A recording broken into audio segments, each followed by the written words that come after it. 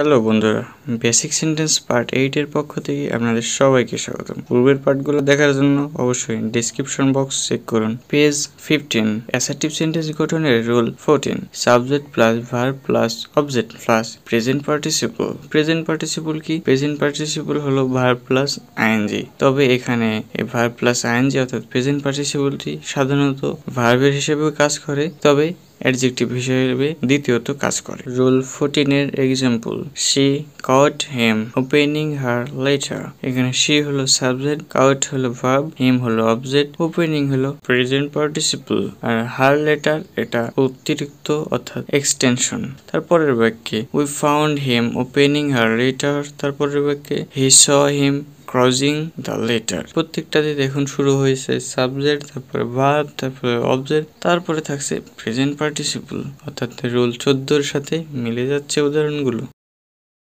Assertive sentence গঠনের rule 15, subject plus verb plus object plus past participle. Past participle কি? ভার্বের base ফর্মের past পার্টিসিপলটাকেই past participle সাধারণত বলা হয়। আচ্ছা, example, I heard my name called. এখানে আই হলো সাবজেক্ট, হিয়ার্ড অর্থাৎ ভার্ব, মাই নেম অর্থাৎ অবজেক্ট, কল্ড এটা হলো পাস্ট পার্টিসিপল। তারপরের বাক্যে he wents to letter type. আরেকটা বাক্য হলো she had her room cleaned.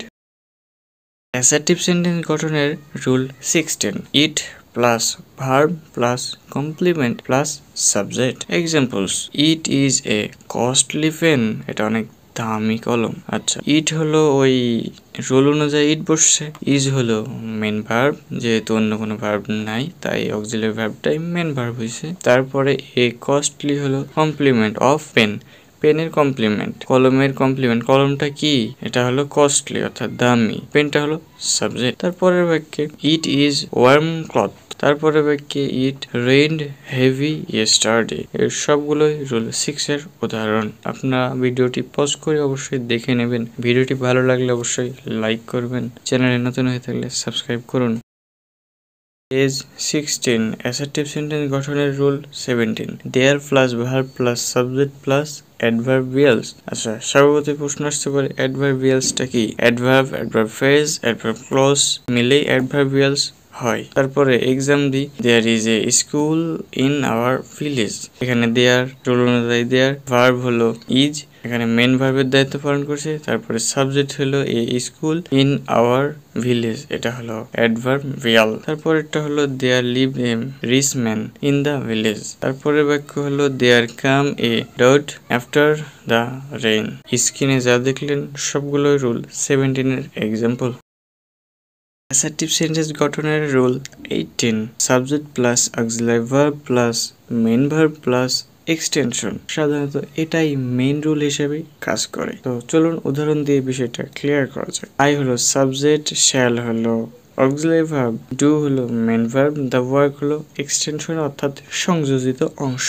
তারপরের বাক্যে আই উইল বিলিভ ইট। তারপরে বাক্যে শি ইজ প্লেইং টিজ। প্রত্যেকটাতে দেখবেন প্রথমে সাবজেক্ট, তারপর অক্সিলারি ভার্ব, তারপরে মেইন ভার্ব, তারপরে এক্সটেনশন। আচ্ছা, এক্সটেনশনটা আসলে কি জানা তো প্রয়োজন, তাই না? এক্সটেনশন অর্থাৎ বাড়তি সংযোজিত অংশে সাধারণত থাকে অবজেক্ট অথবা noun, pronoun, noun phrase, adverbial বা অ্যাডভার্ব ফ্রেজ, অ্যাডজেক্টিভ ফ্রেজও থাকতে পারে। চ্যানেলে নতুন হয়ে থাকলে অবশ্যই চ্যানেলটি সাবস্ক্রাইব করুন, ফেসবুকে দেখলে ফলো করুন। ভিডিওটি ভালো লাগলে লাইক, কমেন্ট এবং শেয়ার করুন। পরবর্তী ভিডিও দেখার জন্য আমাদের সাথেই থাকুন।